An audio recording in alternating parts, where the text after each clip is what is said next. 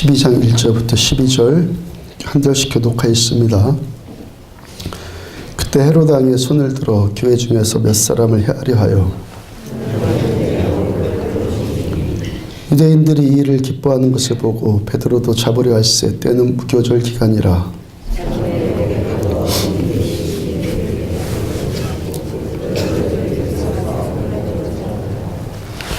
이에 베드로는 옥에 갇혔고 교회는 그를 위하여 간절히 하나님께 기도하더라.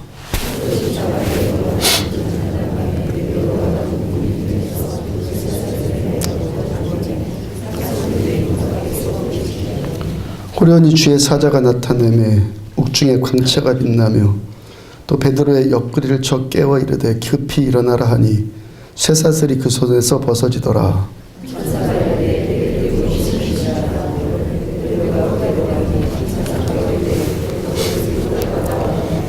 베드로가 나와서 따라갈새 천사가 하는 것이 생시인 줄 알지 못하고 환상을 보는가 하니라.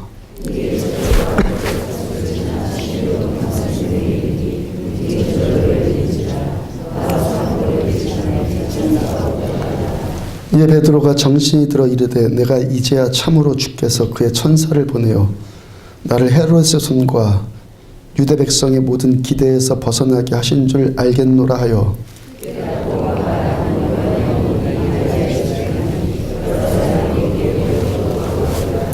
아멘. 사도행전 125번째 말씀. 왜 야고보는 죽고 베드로는 살아났는가? 라는 제목으로 말씀 전해드리도록 합니다.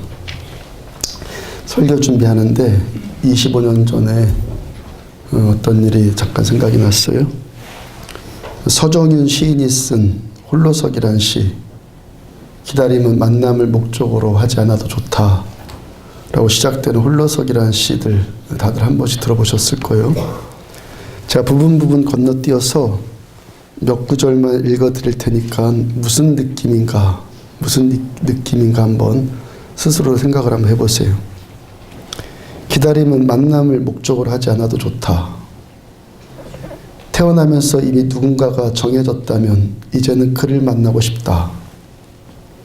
누군가를 열심히 갈구해도 아무도 나의 가슴을 채워줄 수 없고 결국은 홀로 살아간다는 걸 한겨울에 눈발처럼 만났을 때 나는 또다시 쓰러져 있었다.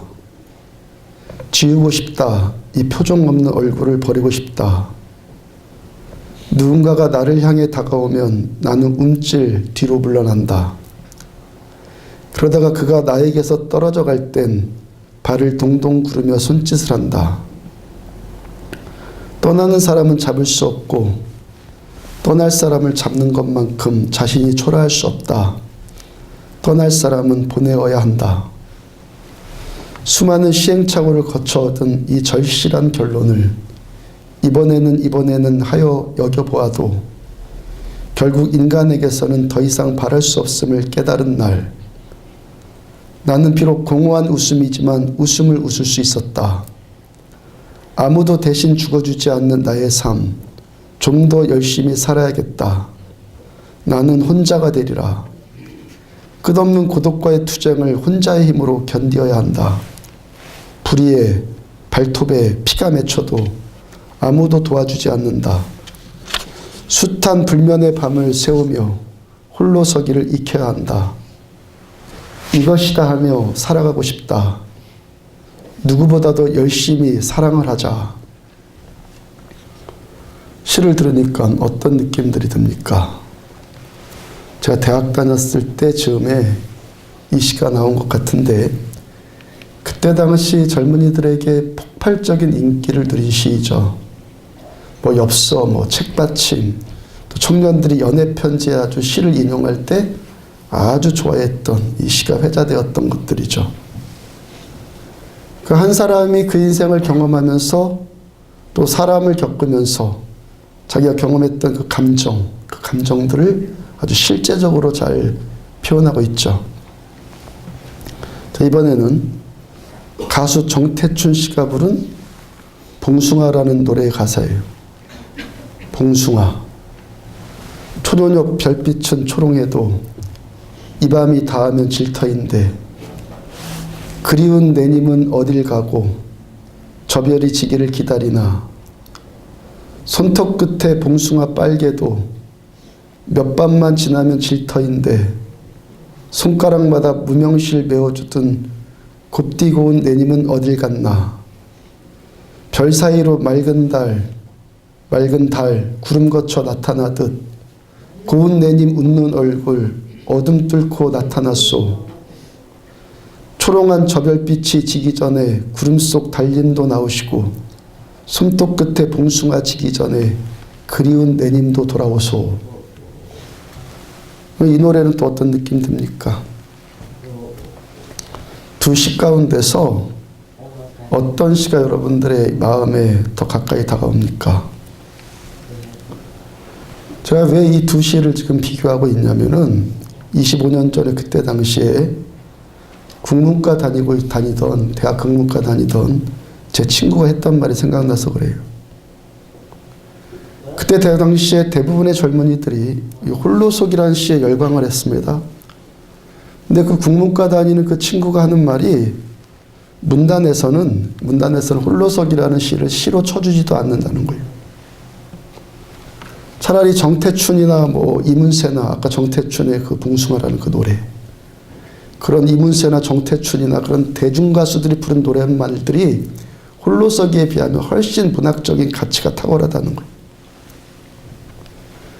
자, 20대 초반에 그때 당시에는 살짝 이해가 안 됐단 말이에요. 저는 그때 그 당시에는 제 감정이 절절하게 느껴졌기 때문에. 여러분들 어떻습니까? 한 25년쯤 이만큼 시간을 넣어서 다시 생각해 보니까 그 친구의 말이 맞더라고요. 그러니까 대중들은 다 환호하는데 그 분야의 전문가들은 아니라고 하고, 그 다음에 저도 이만큼 시간이 흘러보니까 전문가들의 말에 동의가 되더라는 거예요. 그러니까 여러분들 우리가 항상 살면서 이 열어두고 살아야 될 것이 뭡니까? 열어두고 살아야 될 것. 내가 지금 경험하고 있는 어떤 일들, 특히 그 일로 인해서 경험되어지는 나의 감정, 그죠? 내가 경험한 어떤 일, 특히 그 일로 인해서 경험되어지는 나의 어떤 감정, 이 감정의 문제는 옳을 수도 있지만 동시에 틀릴 수도 있다는 거예요. 요트 타고 태평양 건넌 사람 이야기. 요트가 동력 없이 바람으로만 가는 배 아닙니까? 그 사람들이 묻습니다. 당신 바다를 태평양을 횡단하면서 가장 힘들었던 일이 뭡니까? 물었어요. 보통 사람들이 생각하기를 뭐 풍랑이 이는 것, 뭐 목마름, 뭐 상어 같은 큰 물고기들의 뭐 공격, 이런 것들 생각하잖아요. 그런데 그런 것들을 이미 다 예상하고 준비하고 출발했다는 거예요. 근데 가장 힘든 것이 뭐냐면은 아무 바람도 없었을 때. 바람 없는 날이 어떨 때는 며칠이나 지속되고 몇십일씩이나 지속될 때가 있더라는 겁니다.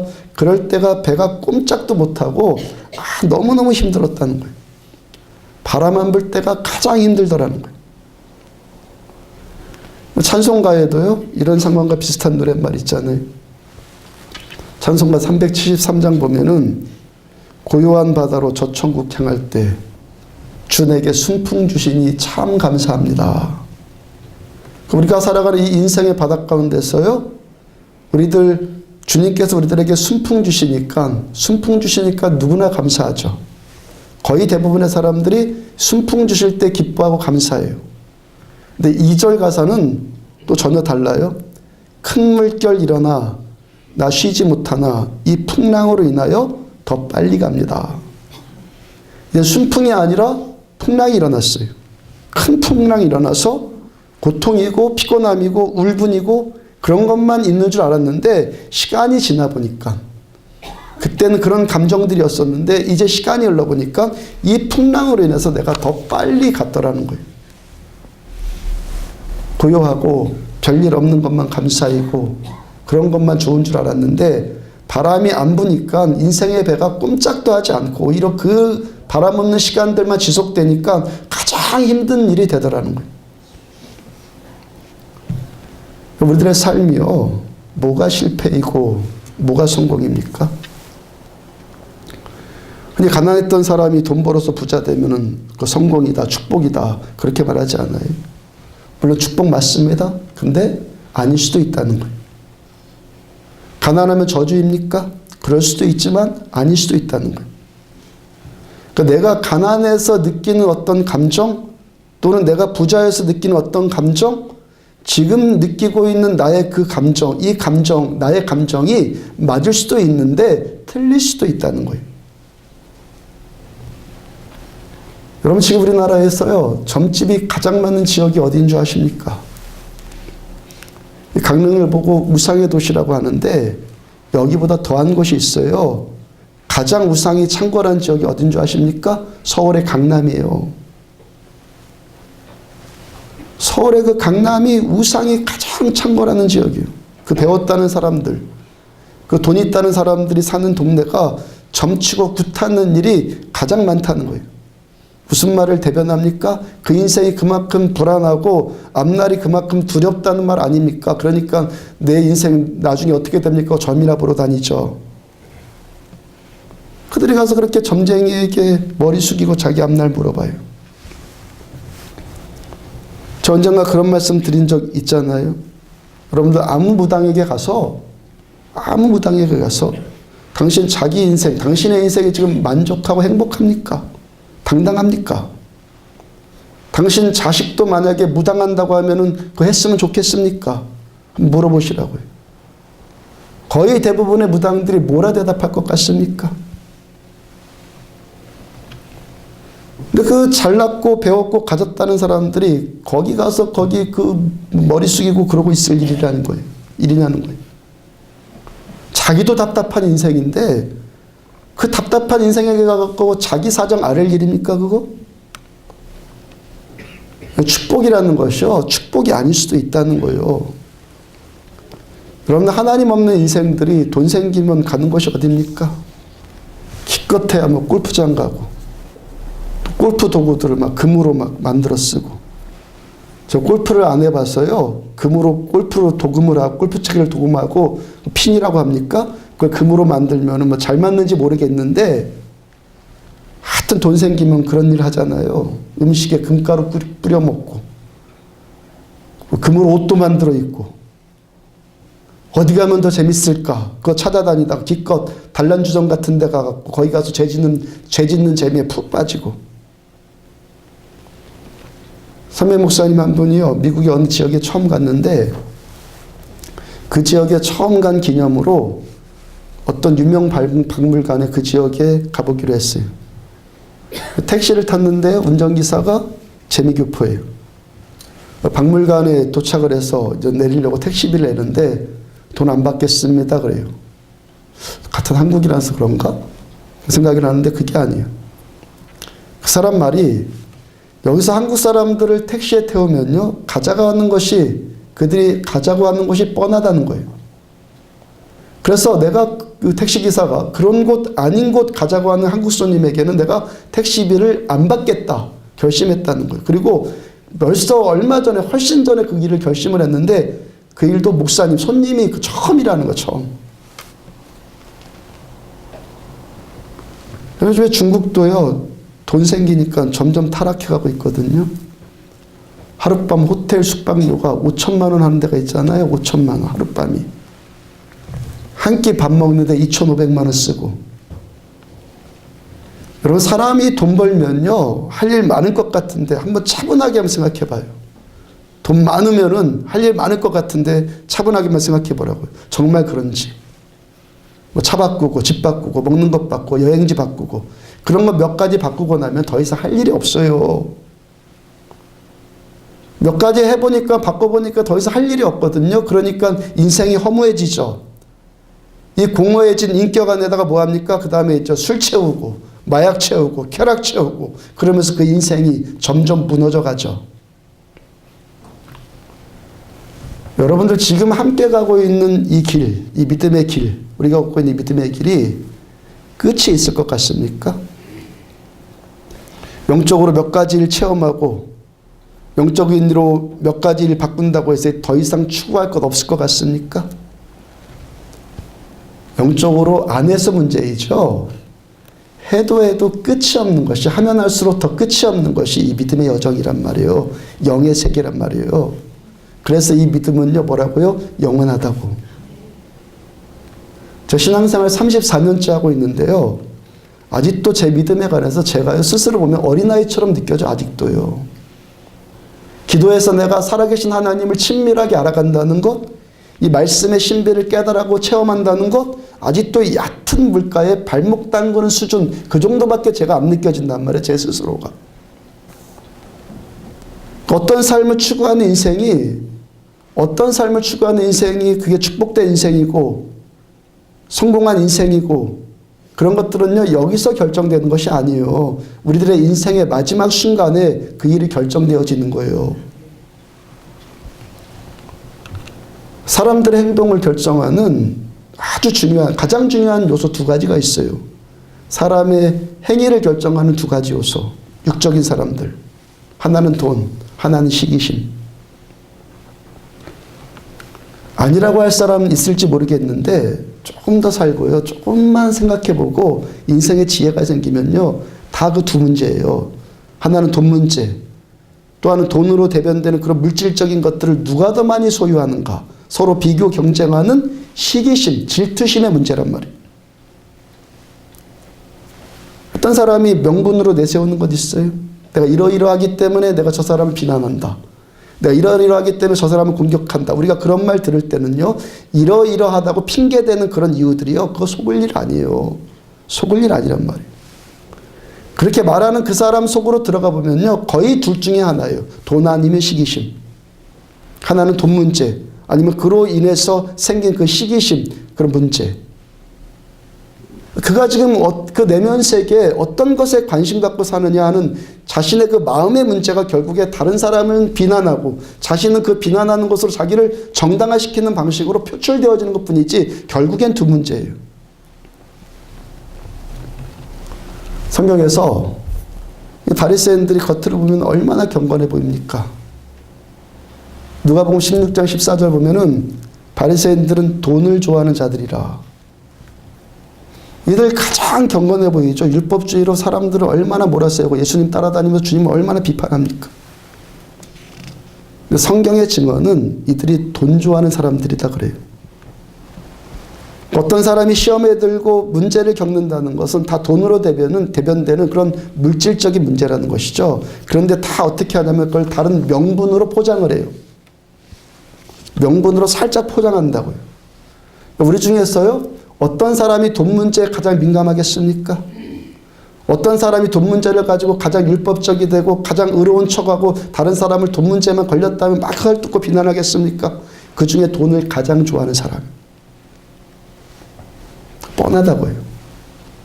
왜 바깥에 있는 사람들이 교회의 헌금 문제를 놓고 가장 민감하게 반응합니까? 세상 사람들이 가장 좋아하는 것이 돈이기 때문에. 다 이 문제예요. 결국에는요, 자기가 가장 관심 많은 것에 사람은 민감하게 되어 있거든요. 또 한 가지는요, 시기심으로 인한 경쟁 비교의식. 마태복음 27장 18절을 보면은 이는 그가 그들의 시기로 예수를 넘겨준 줄 알미더라. 빌라도 총독 이야기입니다. 사람들이 예수님을 고소해서 자기한테 넘겼는데 자기가 보니까 저 사람들이 예수를 시기해서 자기한테 넘겼다는 거 보이더라는 거예요. 빌라도가 그 종교 지도자들의 그 시기심이 보이더라는 거, 알겠더라는 거예요. 누가 더 많이 가졌는가? 누가 더 나를 우러러보는가? 누가 더 인정받는가? 사람들의 문제가 다 이 시기심에 걸리더라는 거예요. 창세기 26장 12절을 보면은 이삭이 그 땅에서 농사하여 그 해에 100배나 얻었고 잘 됐죠. 100배나 얻었어요. 여호와께서 복을 주심으로 그 사람이 창대하고 왕성하며 마침내 과부가 되어 하나님께서 이삭을 축복하셔서 100배의 속주를 얻고 창대해서 거부가 돼요. 좋은 일이잖아요. 근데 그 바로 다음 구절을 보면은 양과 소가 떼를 이루고 종이 심이 많아짐으로 이삭이 떼를 이루고 심이 많아짐으로 블레셋 사람들이 그를 시기하여 이삭이 거부가 되니까요, 같이 살던 블레셋 사람들이 이삭을 막 시기하고 공격을 해요. 이삭이 파는 우물마다요, 우물 팔면은 족족 쫓아다니면서 다 메꿔버려요. 중동 지역에서 생존하는 일에 가장 민감한 것이 우물 아니에요. 그 우물을 메꾼다는 것은 지금 전쟁하자는 말이거든요. 그렇게 계속 이삭을 핍박을 한다고요. 처음에는 그렇지 않았어요. 기근 때문에 고생하는 이삭을 블레셋 사람들이 도와줬다고요. 너 어려운 시절에 너 얼마나 고생 많냐고, 네 아내 걱정도 하지 말고 우리가 잘 지켜주겠다고 하면서 이삭을 막 챙겨주고 도와줬단 말이에요. 근데 이삭이 축복받으니까요, 태도가 싹 바뀌어버려요. 응원하는 사람이 질투해요. 도와주던 사람이 이제부터는 공격수로 바뀌더라는 거예요. 이게 뭐라는 거예요? 사람. 이 문제는요, 이삭의 아버지이고 우리 믿음의 조상인 아브라함 때부터 이미 시작된 일이에요. 사람은 다 그럴 수밖에 없다고 하는 것, 없다고 하는 우리 인간의 존재됨의 문제라는 거예요. 창세기 13장을 보면은 아브라함과 조카 롯의 양치기와 아브라함의 양치기들이 서로 싸움을 벌이죠. 왜 싸웁니까? 누가 어떤 땅을 누가 많이 차지해서 양의 꼴을 얼마나 더 좋은 것으로 많이 먹이느냐, 이것 갖고 싸워요. 처음에는 안 싸웠죠. 아브라함도 롯도 둘이 없었을 때는 아무 문제 없이 사이좋게 잘 살았다고요. 근데 둘이 축복받으니까 이제 문제가 생겨요. 다툼이 생겨요. 축복받으니까 시험이 오더라는 거예요. 무슨 말씀 제가 드리는 겁니까? 우리 삶의 많은 이 고통의 문제들, 고난의 문제들이 축복받은 것 때문에 고난이 온다는 거예요. 내가 예수 믿고 구원받고 은혜 받고 복을 받아요. 근데 이제부터는 그 일을 질투하는 또 다른 세력이, 또 다른 적이 생기게 된단 말이죠. 그러니까 우리들의 인생이요, 내가 지금 축복받았다, 내가 성령 충만하다, 내가 은혜 받았다고 해갖고 이 축복이 끝까지 갈 것이다라고 오해하면 착각이란 말이에요. 은혜 받으면요, 시험이 와요. 축복받으면 그에 따른 영적인 도전이 막 온단 말이에요. 사도행전 2장에서 성령 받은 초대교회들, 성도들 얼마나 행복하고 기쁘고 들떴겠어요. 사도들을 통해서 안진뱅이가 치유되죠. 막 걷고 뛰면서 찬양합니다. 병자들이 막 족족 치유받습니다. 귀신 들린 자들이 고침받아요. 교회가 부흥되기 시작하는데 12명에서 500명, 500명에서 3,000명, 3,000명에서 계속 부흥하고 점점 부흥해요. 사도행전 6장 7절을 보면은 하나님의 말씀이 점점 왕성하여 예루살렘에 있는 제자의 수가 심히 많아지고 허다한 제사장의 무리도 이 도에 복종하니라. 성도들의 수가 심히 많아졌어요. 허다한 제사장들, 복음을 반대했던 제사장들까지도 복음에 굴복되는 일이 나타나요. 얼마나 감격하고 기뻐했겠습니까? 그런데 축복만 지속됩니까? 사도행전 4장에서 안진뱅이를 일으킨 베드로와 요한 사도를 종교 지도자들이, 사두개인들, 바리새인들이 잡아서 가두죠.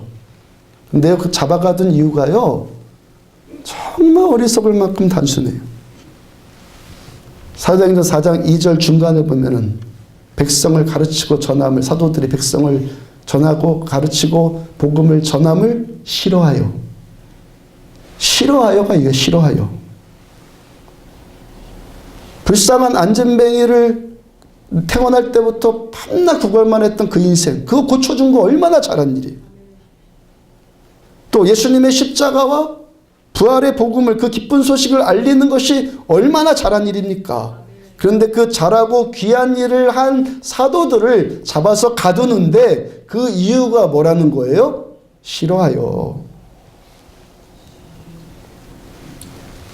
여러분들이 시기 질투심의 문제가 이렇다는 거, 별의별 이유 다 갖다 붙이겠죠. 뭐 잡아가둔 이유는 이것 때문에 저것 때문이다, 뭐 때문이다, 뭐 때문이다, 다 명분 갖다 세우는데 하나님이 보시는, 사람을 보는 그 관점은요, 싫어하여, 싫어하여. 시기 질투심의 문제가 이렇다는 거예요. 그 사람이 뭔가를 너무 잘못해갖고 내가 비난하고 핍박하는 것이 아니라 그냥 싫어서. 그 대신 사람들이 그거 창피하거든, 그거. 내가 싫어하기 때문에 이렇다. 그러니까 거짓으로 그럴듯한 이유들, 명분들을 막 만들어내는 거예요. 근데 사실은 그런 이유들 전부 다 억지로 거짓으로 갖다 붙이는 것이고 그냥 싫어서. 그냥 싫어서. 사도행전 5장 26절부터 28절 보면은 종교 지도자들이 또 사도들을 잡죠. 그 이유가 17절에 나타나 있는데 다 마음에 시기가 가득하여. 잡아가두는 이유가 시기예요. 별의별 이유로 다 포장했겠죠. 그렇지만 시기예요. 은혜 받고 축복 받고 병자들이 치유받고 귀신들이 쫓겨나가고 잘 가르치고 잘 전하고 전부 다 좋은 일만 했잖아요. 근데 그 좋은 일이 무작정 싫더라는 거, 무작정. 그리고 그 이유가 뭐예요? 시기심 때문에. 싫어요. 그 핍박을 해요. 그 이유가 뭐라는 거? 시기심. 사도행전 7장에서 스테반도 그런 이유로 돌로 쳐 죽임당하죠. 중요한 사실이 뭐예요? 이 모든 일들이 왜 시작됐습니까? 성령께서 오셨기 때문에. 성도들이 은혜 받았기 때문에. 축복받는 일들이 나타나기 때문에. 병자들이 치유하고 복음이 막 왕성하게 증거되어지고 전도되는 자들이 막 나타나고 그때 나타난 일이라는 거예요.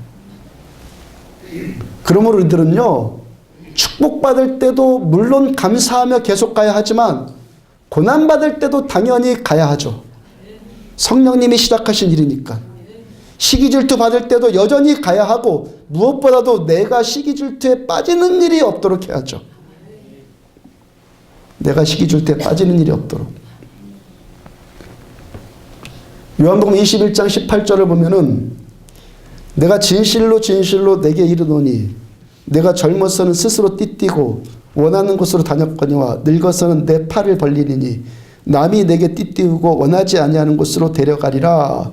부활하신 예수님과 베드로가 만나서 이야기 나누는 장면이죠. 주님께서 너 나중에 베드로 너 십자가에 달려 죽을 거다라고 미리 지금 예언해 주신 거예요. 그때 베드로가 주님, 제가 주님과 같이 똑같이 십자가에 달려 죽는다니 얼마나 영광인지 모르겠습니다. 그럼 얼마나 좋았겠어요.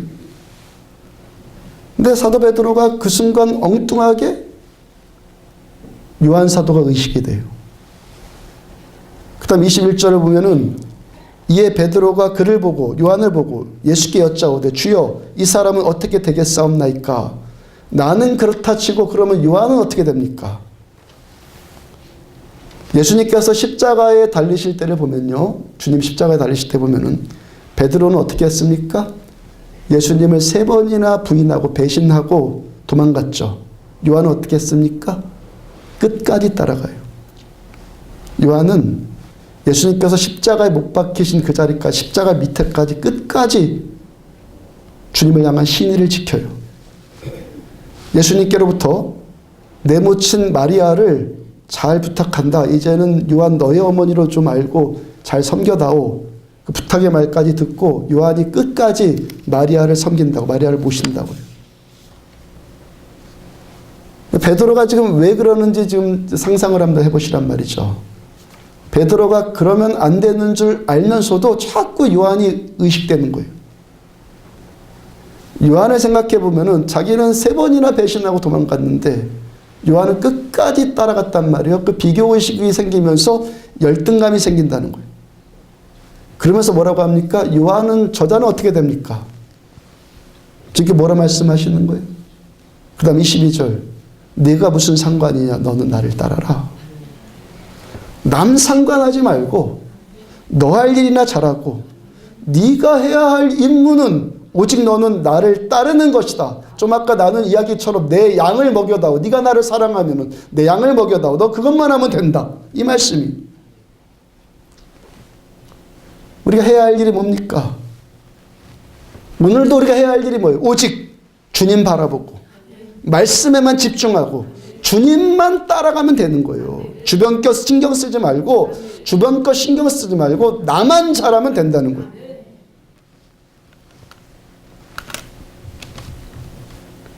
예수님 죽으신 것처럼 주님과 같은 모양으로 십자가에 달려 순교당하는 것 얼마나 영광스러운 일입니까? 우연히 된 것 아니고 예수님이 이미 예언하시고 너는 나와 같은 죽음 당할 거다. 얼마나 영광스러운 일이에요. 행여 뭐 죽는 게 뭐가 영광인가요? 하는 분 계실지 모르겠는데 제가 좀 말씀 전해드린 거 있죠. 순교당하는 분들에게는요, 우리가 전혀 알지 못하는 그들 안에 있는 내적인 평강과 기쁨이 있어요. 순교 나갈 때 그분들은요, 그 고통과 저주로 여겨지는 것이 아니라 영광과 감사로 여겨진다고요. 억지로 그런 마음 가진다는 것이 아니라 성령의 임재가 순교당하는 그 순간 그를 팍 사로잡아 버리니까 주의 임재에 강하게 붙들려서 고통이 아니라 영광과 감사로 느껴지고 가는 거예요, 그 사람들이.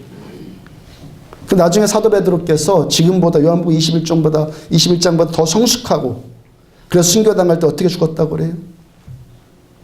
내가 주님과 똑같이 죽을 수 없다. 나를 거꾸로 십자가에 매달아 다오. 거꾸로 달려갖고 베드로는 순교당했잖아요. 하여튼 나중에 그때는 은혜로 순교당할 건데 문제는 지금 요한복음 21장에 지금 여기거든요.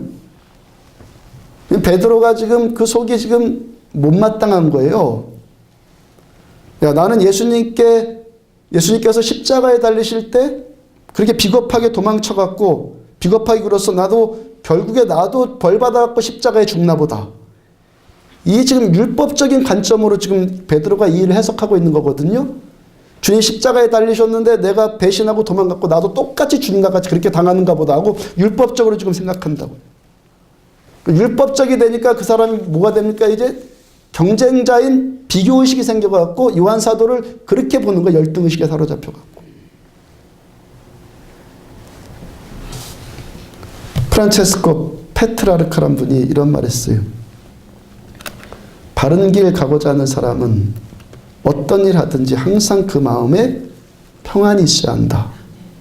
그를 위해서 없애야 될 5가지 성품을 말해요. 첫째는 탐욕. 자기에게 주어진 것 이상 가지려고 하는 것. 내 수준 이상 가지려고 하는 욕심이 평안을 깨뜨린다고요. 두 번째 분노. 자기 감정을 다스리지 못하면 평안이 깨진다고요. 세 번째 야망. 지나친 야망, 내가 뭐가 되고 싶다라는 지나친 것 성취욕이 자기 마음을 어지럽힌다는 거예요. 네 번째는 자랑하는 것. 다른 사람에게 자기 존재 드러내고 인정받고 싶어하고 그런 욕구가 평강을 깨뜨린다고요. 5번째가 지금 말하려고 하는 거예요. 시기 질투. 여러분 우리들의 마음의 평화를 깨뜨리는 가장 큰 적이 뭐냐면은 시기 질투심이에요. 시기심에 사로잡히면 여러분들 잘 들으세요. 시기심에 사로잡히면은 사람이 어떻게 되냐면은 자신의 본질을 잃어버려요. 자기를 잃어버린다고, 자기를. 그리고 이 시기심은요, 열등의식에서 비롯된단 말이에요. 무슨 말이냐면은 자기는 더 이상 이제 올라갈 힘이 없고 나는 더 이상 성장할 능력이 없는데 거기에 주저앉아 있는데 그냥 가만히 있든지 하면 되는데 괜히 막 시기심이 생기니까 남을 끌어내리는 거예요. 자기는 더 이상 올라갈 만한 능력이 안 되니까 거기 주저앉아갖고 이제는 올라가는 또 다른 사람을 막 끌어내리는 게 그게 뭐냐면 시기심이란 말이에요. 이 시기심에 사로잡히면요, 사람이 어떻게 되냐면은 자기를 잃어버린다고, 자기를 망각하게 돼요. 그러니까 자신을 똑바로 볼 수 없게 돼요. 남도 볼 수 없어요. 색안경 끼고 자기들 보고 색안경 끼고 남을 보는 거예요. 근데요, 자신의 삶과 본연의 임무에 충실하는 사람은, 자기 삶에 충실하는 사람은 결코 다른 사람을 시기하거나 질투하지 않아요. 우리가 시기심에 빠지면요, 이제부터는 그의 인격이 더 이상 자라지 못한다 생각하면 돼요. 시기심에 빠지면 내 인격 더 이상 자랄 수가 없어요. 중단이에요. 이제부터는 퇴보예요. 거의 맞아요. 시기심에 붙들리면 내 인격 더 이상 자라지 못하고 이제 퇴보예요. 시기심에 빠지는 그 순간에 거기가 끝이고 거기가 한계예요. 시기질투에 빠지면요, 이제 그 사람은 뭐냐면 내리막길 걷게 돼요. 그 인격이요, 이제 비참해지기 시작한단 말이에요. 목사님들이 목회하면서 거의 괴롭힘 당하는 문제가, 저도 여기까지 오면서 다른 목사님도 마찬가지예요. 거의 괴롭힘 당하는 문제가 이 문제거든요. 시기심. 왜 처음에 온 사람만 관심 갖느냐? 왜 먼저 온 사람만 잘해주느냐? 왜 배우고 돈 있는 사람에게 관심 갖느냐? 여러분들 이런 함정에 빠지면요, 그 사람 거기가 한계라는 거예요. 빨리 빠져나오십시오. 빨리 빠져나오십시오. 예. 금요일날 심야 기도회 때 여러분들 왜 안수해 드리는데 하나님 저한테 주시는 마음 뭐냐면은 모두 다 사랑이 필요하다. 사랑 못 받아서 이렇다. 모두 다 사랑이 필요하다는 거예요. 우리들은요, 판단과 정죄 하여튼 포장해갖고 내 문제는 그 문제인데, 시기심 문제인데 이것저것 다 포장해갖고 난 뭐라고 해갖고 우리가 되는 존재가 아니고 예수님 사랑 갖고 서로 사랑할 때 돼요. 서로 사랑할 때. 그래야 내 인생도 되고 그 인생도 되고 다 되는 거예요. 요한복음 21장 19절 보면은 이 말씀을 하시면 베드로가 어떤 죽음으로 하나님께 영광을 돌릴 것을 가리키심이라. 이 말씀을 하시고 베드로에게 이르시되 나를 따르라 하시니 주님께서 베드로가 두 팔 벌려 너 십자가에 죽을 것이다 말씀하신 그 이유가 뭐라는 거예요? 하나님께 영광 돌리기 위함이다. 요한같이 제 수명대로 오랫동안 사나 아니면 베드로같이 순교당해서 죽으나 사나 죽으나 우리가 당하는 모든 일의 목적이 뭐라는 겁니까? 주님의 영광. 그러므로 우리들 지금도 오직 할 일이 뭐랍니까? 나를 따르라. 죽어도 주님 따르고 살아도 주님 따르고 나만 잘하면 된다는 거예요. 남과 비교해서 내가 잘 되고 비교해서 성공해야지만 주님의 영광이라고 착각하지 말자고요. 내가 건강하고 출세하고 내가 돈 많이 벌어야지만 주님의 영광이다 착각하지 말자고요. 형통도 영광이지만 고난도 영광이에요. 마태복음 5장 10절부터 12절 의를 위하여 핍박을 받는 자는 복이 있나니 천국이 그들의 것임이라. 나로 말미암아 너희를 욕하고 박해하고 거짓으로 너희를 거슬러 모든 악한 말을 할 때 왜 이런단 말이에요? 그냥 싫어해서. 왜 싫다고요? 시기심 때문에. 왜 악한 말을 만들어낸다고요? 명분을 만들어내야 되니까. 이 모든 악한 말을 할 때에는 너희에게 복이 있나니 어떻게 하라고? 기뻐하고 즐거워하라. 하늘에서 너희의 상이 큼이라. 너희 전에 있던 선지자들도 이같이 박해하였느니라. 우리가 주님을 위해서 욕먹고 박해받고 거짓말 듣고 악한 말 들을 때 왜 기뻐하라고요? 우리가 당하는 이 핍박을 통해서 내 주님께서 영광 받으시고 그로 인해서 우리가 받을 상이 크기 때문에 기뻐해라.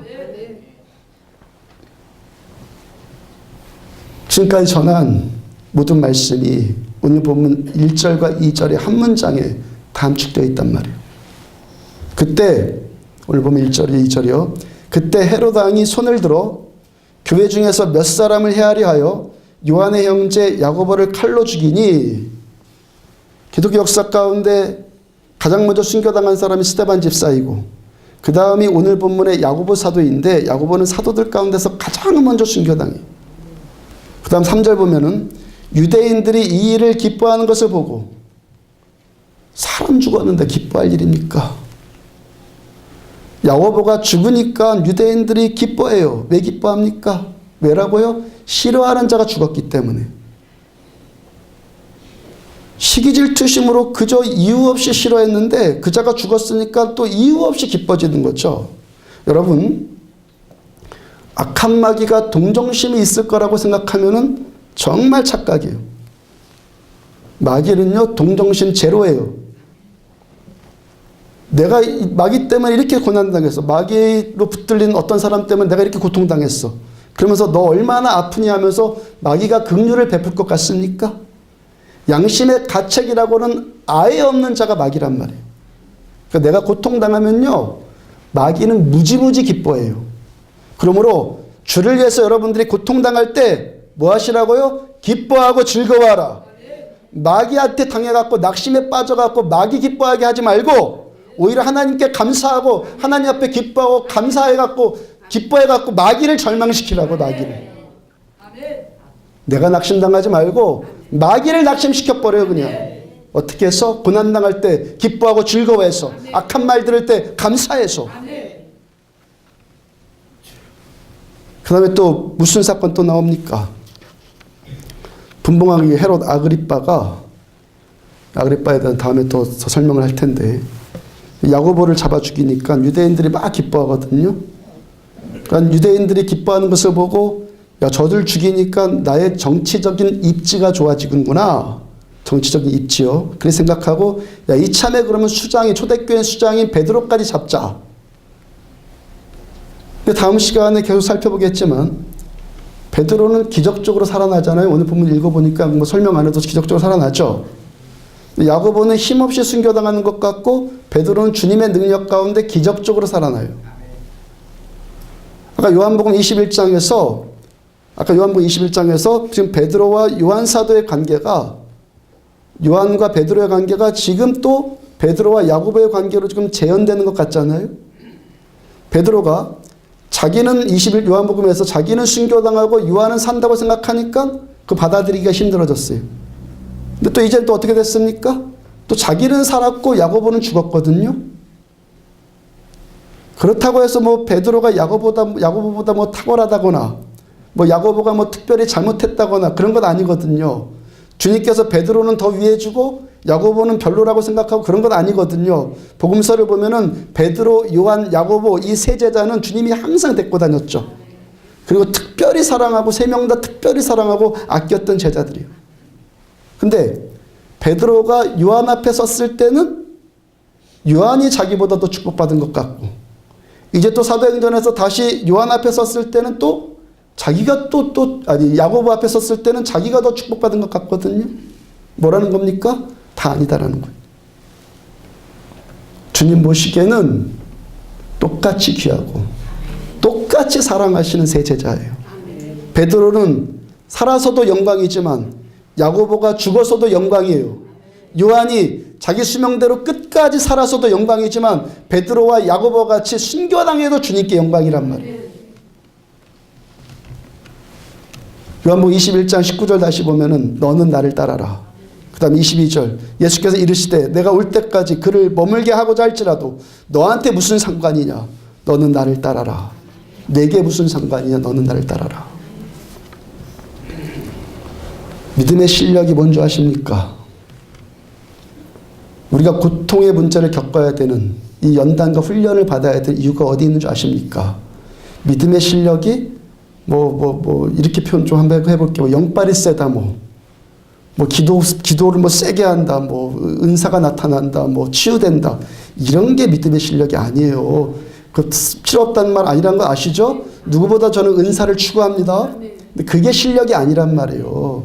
믿음의 실력은 뭐냐면은 그 어떤 상황, 그 어떤 현실, 그 어떤 말들, 그 어떤 사람 앞에 서 있을지라도 거기서도 오직 주님께만 집중할 수 있는 것이 믿음의 실력이에요. 지금 예배드리고 있는 이 순간, 지금 말씀에 여러분들이 집중되고 있는 것처럼 오늘 오후에 산행을 할 때도 주님께 집중되어지고, 이번 한 주간 동안 매 순간 어떤 찰나 어떤 말을 듣든지 어떤 사람과 관계를 하든지 오직 거기서도 예수님께 집중할 수 있고 말씀께 집중할 수 있고 하나님의 뜻을 헤아릴 수 있는 그것이 실력이란 말이에요. 그게 성숙이에요. 순교당한다고 저주고 오래 산다고 축복이고 아니라는 거예요.